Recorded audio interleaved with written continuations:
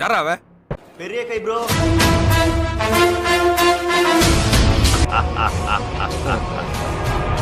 மகிழ்ச்சி.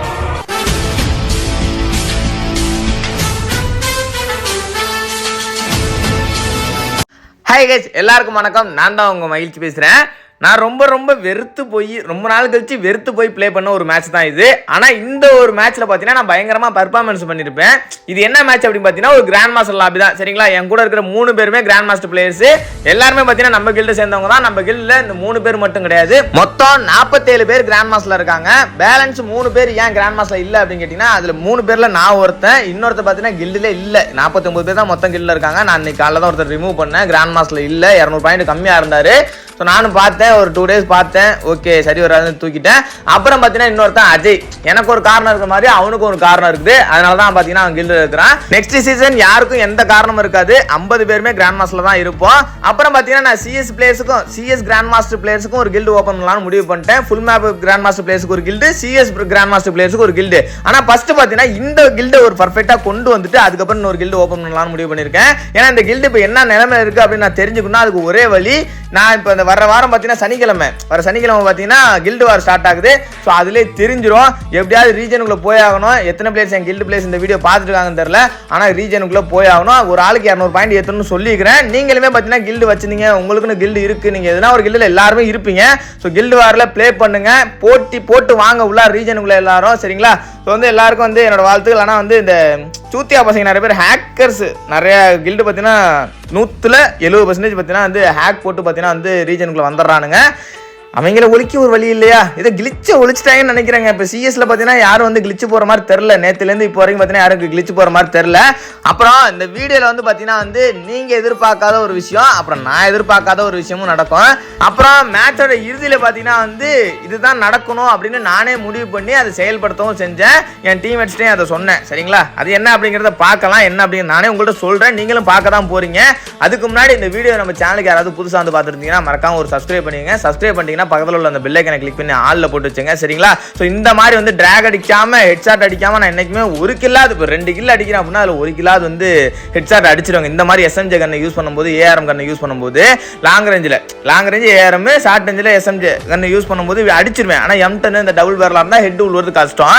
ஆனால் இந்த தடவை விழுவவே இல்லை. இதுக்கு காரணம் என்ன அப்படின்னு கேட்டிங்கன்னா, இந்த அப்டேட் கொண்டு வந்ததுக்கு அப்புறம் பார்த்தீங்கன்னா வந்து ஒரு நல்ல விஷயம் பண்ணியிருக்காங்க. இது எனக்கு இப்போதைக்கு கெட்ட விஷயமா இருக்கலாம், போக போக வந்து நான் மாற்றிப்பேன். என்ன அப்படின்னா சென்சிட்டிவிட்டி, அதை பார்த்தீங்கன்னா 200 கொண்டு வந்திருக்கானுங்க.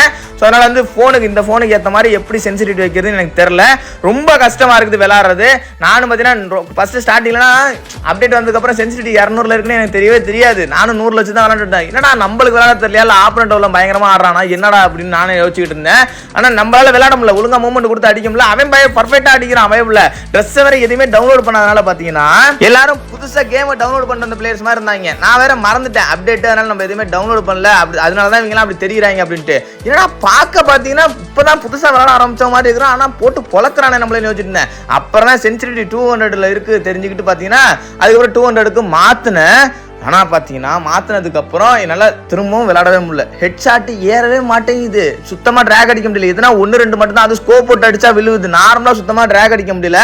100% பார்த்தீங்கன்னா ட்ராக் அடிச்சா ஹெட்ஷாட் விழ மாட்டேங்குது. என்னடா பண்ணுறதுன்னு யோசிச்சுட்டு இருந்தேன். அதுக்கப்புறம் பார்த்தீங்கன்னா கொஞ்சம் கொஞ்சமாக சென்சிட்டிவிட்டியாக வந்து அட்ஜஸ்ட் பண்ணி வச்சுட்டு இருக்கேன். குறைக்க பார்த்தீங்கன்னா நல்லா இருக்கு, கொஞ்சம் வந்து நல்லா விளாட முடியுது. ஆனால் நார்மலாக இந்த லோயஸ்ட் டிவைஸ் வச்சிருக்காங்க பார்த்தீங்களா, அவங்களுக்குலாம் பார்த்தீங்கன்னா ஒரு யூஸ்ஃபுல்லான விஷயம். ஃப்ரீ ஃபயரை பார்த்தீங்கன்னா வந்து கொஞ்சம் ஸ்மூத்தாக கொண்டு வந்திருக்காங்க. சென்சிட்டிவிட்டி அதிகப்படுத்த பார்த்தீங்கன்னா லோயஸ்ட் டிவைஸ் வச்சிருக்கவங்கலாம் பார்த்தீங்கன்னா நல்லாவே விளையாடலாம், லேக் ஆகாது அந்த அளவுக்கு.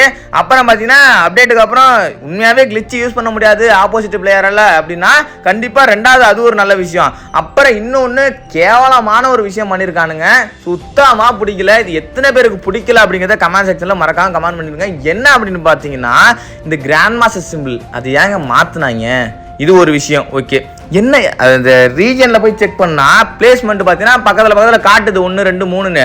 அந்த கிராண்ட் மாஸ்டர் சிம்பிள் இருக்கு பார்த்தீங்களா, அதுலேயே நம்பர்ஸ்லாம் போட்டு காட்டும், அதுவும் காட்ட மாட்டேங்குது. இன்னொரு விஷயம் என்ன அப்படின்னு பார்த்தீங்கன்னா பேனரு அவத்தாரு நான் உள்ள கேமை டவுன்லோட் பண்ணிட்டு வந்தோடனே பார்த்தீங்கன்னா ஏன்டா ஏதோ மதன் அஜய்லாம் பார்த்தீங்கன்னா வந்து பேனர் அவதாரம் எக்யூப் பண்ணி வச்சிருந்தானுங்க. நான் சொல்கிறேன் அந்த கிராண்ட் மாஸ்டர் பேனர் அவதார் தான் சொல்கிறேன். அவங்க ஆல்ரெடி எக்யூப் பண்ணி வச்சிருந்தாங்க. அப்டேட்டுக்கு அப்புறம் அவங்களே அதை பார்த்து ஷாக் ஆகிட்டாங்க. நானும் பார்த்தீங்கன்னா உள்ளே போனோடனே இது என்னடா இது, அவங்க தான் ஓசியில் கொடுக்குறோம் அப்படிங்கிறதுக்காக வந்து எதையுமே நல்லா கொடுக்க மாட்டாங்க. காசு கொடுத்து வாங்கினா மட்டும்தான் நல்லதாக கொடுக்குறாங்க. நீங்கள் ஏன்டா சும்மா இதை போயிட்டு எக்யூப் பண்ணி வச்சிருக்கீங்க, நீங்கள் தான் உங்கள் ஸ்கில்லை யூஸ் பண்ணி வாங்கி வச்சிருக்கீங்களே இந்த அவதார் பேனரு, அதை எக்யூப் பண்ணி வச்சுக்கலாம்லடான்னு சொன்னதுக்கு ப்ரோ இதுதான் ப்ரோ அதுன்ட்டாங்க. எனக்கு ஒரு மாதிரி தூக்கி வாரி விட்டுருச்சு. என்னடா சொல்கிறீங்க அப்படின்ட்டு. சிஎஸ்க்கு இப்படி இருக்கு, சரி ஃபுல் மேப்புக்கு எப்படி இருக்குன்னு போய் பார்க்கலாம் பார்த்தா கோல்டன் பேனரை கொடுத்து வச்சு, அதான் அந்த கோல்டில் இருக்கும்போது ஒரு காலத்தில் கொடுப்பாங்க அவதார் பேனர், அதை கொடுத்து வச்சிருக்காங்க. அதே மாதிரி பார்த்தீங்கன்னா அந்த சிஎஸ்க்கு பார்த்தீங்கன்னா வந்து டைமண்டில் இருக்கிற அவதார் பேனர் கொடுத்து வச்சிருக்காங்க. சிஎஸ் ரேங்க் யூஸ் பண்ணும்போதெல்லாம் அப்பெல்லாம் பார்த்தீங்கன்னா ஒரு வாட்டி இந்த கோல்டை விட்டு பிளாட்டினத்தை போகும்போது ஒரு அவதார் பேனர் கொடுப்பாங்க. அப்புறம் அதான் நார்மலாக சில்வரை விட்டு கோல்டுக்கு வரும்போதே சரி, இல்லை பிரான்ஸை விட்டு சில்வருக்கு வரும்போதும் சரி, இல்லை வந்து இந்த பிளாட்டினத்தை விட்டு டைமண்டுக்கு போகும்போதும் சரி, அப்போ ஒரு அவதார் பேனர் கொடுப்பாங்க. அப்படியே பார்த்தீங்கன்னா ஹீரோய்க்கு கிராண்ட் மாஸ்டர் ஒன்றுக்கு ஒரு அவதார் பேனர் கொடுப்பாங்க. அந்த மாதிரி பேனரை பார்த்தீங்கன்னா இப்போ ரொம்ப மட்டரகமாக கொடுத்து வச்சிருக்காங்க. இந்த இடத்துல நான் என்ன பண்ணேன் அப்படின்னு கேட்டிங்கன்னா, கரெக்டாக மாசரேட்டரில் ஒருத்தர் ரிவ்யூ பண்ண, சரி அந்த கதையை அப்புறம் பேசிக்கலாம், நான் அதை உங்கள்கிட்ட சொல்லணும்னு நினச்சா அதனால தான் சொல்கிறேன். பேச்சை டக்குன்னு மாற்றினது இதுக்காக தான்.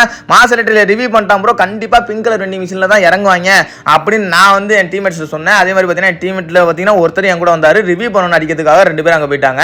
கரெக்டாக நான் கணிச்ச மாதிரி இந்த இடத்துக்கு வந்துட்டாங்க. பார்த்துங்க மாசரேட்டரில் ஒருத்தர் ரிவ்யூ பண்ணுறான், வெண்டிங் மிஷின் பக்கத்தில் இருக்குது. ஸோ வந்து பார்த்தீங்கன்னா வந்து அதுவும் ஓரத்தில் இருக்கிறதுனால அவங்க வந்து உள்ள வெண்டிங் மிஷின் போக மாட்டாங்க, ஓரத்தில் இருக்க வெண்டிங் மிஷின் தான் இறங்கி இதை எடுக்க பார்ப்பேன். எதுவும் ஓசியில் வந்து பார்த்தீங்கன்னா நமக்கு தேவையான 1-2 எடுத்துக்கலாம். ஸோ அதனால் பார்த்தீங்கன்னா ஃப்ரீயாக கொடுக்குறது எடுத்துக்கலாம். அவங்க இறங்குவாங்கன்னு நினச்சி நான் அதே மாதிரி அந்த இடத்துக்கு போனேன். அவங்களும் பார்த்தீங்கன்னா இறங்கிட்டாங்க. நானும் ஃப்ரீயாக கொடுத்தது 2-3 எடுத்துகிட்டு தான் வந்தேன். அப்புறம் என்ன சொல்கிறேன், சரி ஓகே. அப்புறம் வந்து ஒரு சில நல்ல விஷயமும் செஞ்சாங்க, ஒரு சில கெட்ட விஷயமும் செஞ்சுருக்காங்க. அப்டேட்டுக்கு அப்புறம் இந்த இடத்துல நான் தான் பார்த்தீங்கன்னா எனிமே அடிக்க முடியாமல் ரொம்ப திணறேன். நீங்கள் பாருங்க, இந்த இடம் மட்டும் இல்லை, கடைசி வரைக்கும் இப்படி தான் இருக்கேன். எனக்கே கடுப்பானுச்சு இந்த வீடியோ நம்ம வந்து எடுத்து போடணுமா அப்படிங்கிறதெல்லாம் பார்த்தீங்கன்னா நான் இந்த இடத்துல விளாண்டுட்டு இருக்கும்போதே பார்த்தீங்கன்னா வந்து முடிவு பண்ணிட்டேன். ஆனால் வந்து வீடியோவில் கடைசியில் நடந்த ஒரு சம்பவத்துக்காக சரி ஓகே நல்லா தான் இருக்குது, நம்ம ஒழுங்காக விளாட்னாலும் வீடியோ நல்லபடியாக முடிஞ்சிருக்கு அப்படிங்கிறதுக்காக பார்த்தீங்கன்னா இந்த வீடியோ வந்து எடுத்து வந்திருக்கிறேன். ஒரு வழியாக ஒருத்தனையாவது நான் வந்து ஹெட்ஷாட் அடித்து கில் எடுத்துட்டேன். அந்த ரெட் நம்பரை பார்க்கும்போது தான் கொஞ்சம் மனசுக்கு திருப்தியாக இருக்குது. சரி ஓகே மக்களே, இந்த வீடியோ வந்து பார்த்துருக்கோம். யாராவது புதுசாக வந்து பார்த்துருந்தீங்கன்னா நான் திரும்பவும் சொல்கிறேன் நினைக்காதீங்க, ஒரு சப்ஸ்கிரைப் மட்டும் பண்ணிக்கங்க. நம்ம 20K சப்ஸ்கிரைபர் ரீச் பண்ணுறதுக்கு பார்த்தீங்கன்னா இன்னும் கொஞ்சம் பேர் தான் இருக்காங்க. ஸோ ஒரு சப்ஸ்கிரைப் மட்டும் பண்ணிடுங்க. நீங்கள் பார்த்தீங்கன்னா டெய்லியுமே வந்து நான்லாம் வீடியோ போட மாட்டேன். நீங்கள் வந்து உங்களுக்கு டெய்லி நோட்டிஃபிகேஷன்லாம் வந்து தொல்லை பண்ணாது. அப்புறம் என் குரலை, அதாவது பார்த்தீங்கன்னா அந்த உலரில் பேச்செல்லாம் கேட்க வேண்டிய அவசியம் இருக்காது. வாரத்தில் ஒரு நாள் தான் வரும் உங்களுக்கு வீடியோ. ஸோ அதனால் வந்து நீங்கள் கவலைப்பட வேண்டாம். அப்புறம் இந்த வீடியோக்கு வந்து ஒரு லைக்கை மட்டும் கொடுக்க மறந்துடாதீங்க, ஓகேங்களா? அது ஏன்னா அது நமக்கு எதுக்காக அப்படி தேவைன்னா, ஒன்று வந்து அந்த லைக்ஸை பார்த்து இத்தனை பேருக்கு நம்ம இந்த வீடியோ பிடிச்சிருக்கு அப்படிங்கிறது. இன்னொன்று பார்த்தீங்கன்னா நீங்கள் போடுற ஒரு லைக்லேயும் தான் பார்த்தீங்கன்னா இந்த வீடியோ வந்து இன்னொருத்தருக்கு வந்து புதுசாக நம்ம சேனலை சப்ஸ்கிரைப் பண்ணாமல் இருக்காங்க பார்த்தீங்களா, அவங்கள வந்து ரெக்கமெண்ட் ஆகும். ஸோ அதனால தான் அந்த லைக் கேட்குறேன். சரி, இப்போ இந்த இடத்துல வந்து இந்த இடத்துலையும் பார்த்துருப்பீங்க, ஸ்கேரை வச்சு ஒழுங்காக நான் அடிச்சிருந்தேன். அங்கனே பாதி இடத்துலேயே பார்த்தீங்கன்னா அந்த காரை கொளுத்தி விட்டு நான் அவனை முடிச்சிருந்துருக்கலாம். ஆனால் என்னால் அவனை அடிக்க முடியல. ஆமாம், இன்னொன்று சொல்கிறேன், இந்த மேட்ச்சில் பார்த்தீங்கன்னா ஒரு தமிழ் பிளேயர்ஸ் ஸ்குவாடும் இருக்குது. அவங்கள தான் பார்த்தீங்கன்னா நாங்கள் கடைசியில் சந்திப்போம். ஸோ இப்போ வந்து ஓரளவு நீங்கள் கெஸ் பண்ணியிருப்பீங்கன்னு நினைக்கிறேன். ஆனால் நீங்கள் நினைக்கிற மாதிரி இந்த வீடியோவில் நடக்காது. நீங்கள் வந்து நான் தமிழ் பிளேயர்ஸ் ஆப்போசிட்டில் வந்தாங்க, கிளைமேக்ஸில் நாங்கள் எதிர்பார்க்காத ஒரு விஷயம் நடந்துச்சுன்னு சொன்னேன். அது பார்த்தீங்கன்னா வந்து நீங்கள் நினச்ச மாதிரிலாம் நடந்திருக்காது. அது நானே முடிவு பண்ணி இப்படி தான் நடக்கணும் அப்படிங்கிறத வந்து முடிவு பண்ணிட்டேன். சரி என்ன பண்ணலாம் அப்படின்னு கேட்டிங்கன்னா, இப்போ இந்த இடத்துல நம்மளை வந்து போட்டு தள்ளிட்டாங்க. ஒரு ஸ்குவாடு மொத்தமாக வந்தாங்க. நான் வாழை அப்படி இப்படின்னு சுற்றி போட்டு போயிருக்கலாம். நம்மளுக்கு அந்த அளவுக்குலாம் மூமெண்ட் வரலைங்க, என்னன்னு தெரில. முன்னாடியை விட இப்போ ரொம்ப மோசமாக ஆட ஆரம்பிச்சிட்டேன் கேமு. டோர்னமெண்ட்டாக இருக்கட்டும், இல்லை ரேங்கட் மேட்சாக இருக்கட்டும், இல்லை சோலோ ஸ்குவாடாக இருக்கட்டும், இல்லை சிஎஸ் மேட்சாக இருக்கட்டும், எந்த ஒரு மேட்சுமே பார்த்தீங்கன்னா என்னால் ஒழுங்காக விளையாட முடியல. ஒரு சென்சிட்டிவிட்டி கோளாரா இல்லை சென்சிட்டிவிட்டி நான் சொல்லவே மாட்டேன். ஒரு 10 நாளாகவே என்னோட கேம் பிளே இப்படி தான் இருக்குது. எனக்கே தெரியுது நான் ஒழுங்காக விளையாட மாட்டேன்னு. என்னன்னே தெரிலங்க, விடுங்க, வருத்தமாக தான் இருக்குது. உண்மையாகவே வருத்தப்பட்டு தான் பேசுகிறேன். எனக்கு அது என்னன்னே தெரில, ஏன் வரமாட்டேதுன்ட்டு. ரொம்ப அடி வாங்குறேன். அடியை திருப்பி என்னால் கொடுக்கவே முடியல. டோர்னமெண்ட்டில் தான் முக்கியமாக பயங்கரமாக அடி வாங்குறேன். டோர்னமெண்ட்டு சோலோ ஸ்குவாடில் ரேங்கட் மேட்ச்சில் கூட பார்த்தீங்கன்னா வந்து ஓகே ஆப்போசிட்டில் பிளேயர் நல்ல பிளேயரும் வருவாங்க, நார்மல் பிளேயர்ஸும் வருவாங்க. ஸோ நம்ம டீம்மேட் வச்சு சமாளிச்சிடலாம். தனியாக போனால் சமாளிக்க முடியாது, அது அவங்கள கூட. இப்போ இந்த இடத்துல இன்னொரு விஷயம் நடக்கும். என்ன அப்படின்னு கேட்டிங்கன்னா, திரும்ப நம்ம கீழே போயிட்டு மேலே வரும்போது பார்த்தீங்கன்னா திரும்ப ஸ்டெப் சவுண்டு கேட்கும். சரி ஓகே மேலே போயிட்டு பார்க்கலாம், பிளேயர் சவுண்டு வச்சு எனிமி சவுண்டு கேட்குது. எனிமியாக இருந்தாலும் அவனும் பிளேயர் தானே, போய் பார்த்தா தான் தெரியும் பிளேயரா இனிமையா அப்படின்ட்டு. நான் இந்த இடத்துல கூட பார்த்தீங்கன்னா வந்து கில் அடிக்கும் போது பேரை பார்க்கல. இது வந்து ஒரிஜினலாக என்னன்னு தெரில, பேரை பார்க்கல. நீங்கள் என்ன பேர் பார்த்தீங்க அப்படிங்கிறத நீங்களே வந்து மென்ஷன் பண்ணுங்கள் எனக்கு கமெண்ட் செக்ஷனில். நானும் அடித்து முடிச்சுட்டு அதுக்கப்புறம் வந்து கீழே போயிட்டேன். என்ன இதெல்லாம் நான் வந்து கேமில் நான் சொல்லலனாலுமே உங்களுக்கு தெரிய தான் போது. அடித்து முடிச்சுட்டு நான் கீழே போயிட்டேன் அப்படிங்கிறது எனக்கு வேறு டாபிக் என்ன எதுவுமே கிடைக்கல பேசுகிறதுக்கு. அதனால் வந்து வேறு டாபிக் எடுக்கலாம் அப்படின்னா நம்மளுக்கு தெரிஞ்சதெல்லாம் ஒன்று தான், நருட்டோ மட்டும்தான். அது வந்து வேண்டாம், பேச வேண்டிய நேரத்தில் அது பேசுவோம். நம்மளுக்கு வந்து பேச வேண்டிய நேரம்லாம் இருக்குது அதை பற்றி. ஆனால் இந்த இடத்துல தான் இன்னும் கடுப்பான ஒரு விஷயம் என்ன அப்படின்னா, இந்த இதுதான் ட்ராக் அடிக்கிறேன் மண்டில் ஏறல. அவன் மேலே இப்போலாம் புல்லட்டே பட மாட்டேங்குது. என்னடா இது அப்படின்னு அழுத்தி பிடிக்க வச்சு நம்மளை வந்து பண்ணிவிட்டாங்களே. நம்ம ஒரு அழுத்தி பிடி பிளேயர் தான், ஆனால் ட்ராக் அடித்தாது ஹெட்ஷாட் அடிப்போமே ஒன்ட்டா படிக்க தரலனாலும் அப்படிங்கிற ஒரு மன வருத்தம் பார்த்தீங்கன்னா வந்து போக போக உண்டாக ஆரம்பிச்சிருச்சு. 13 கில் அடிச்சிருக்கிறோம். இன்னும் பார்த்தீங்கன்னா வந்து 7 பேர் இருக்கானுங்க.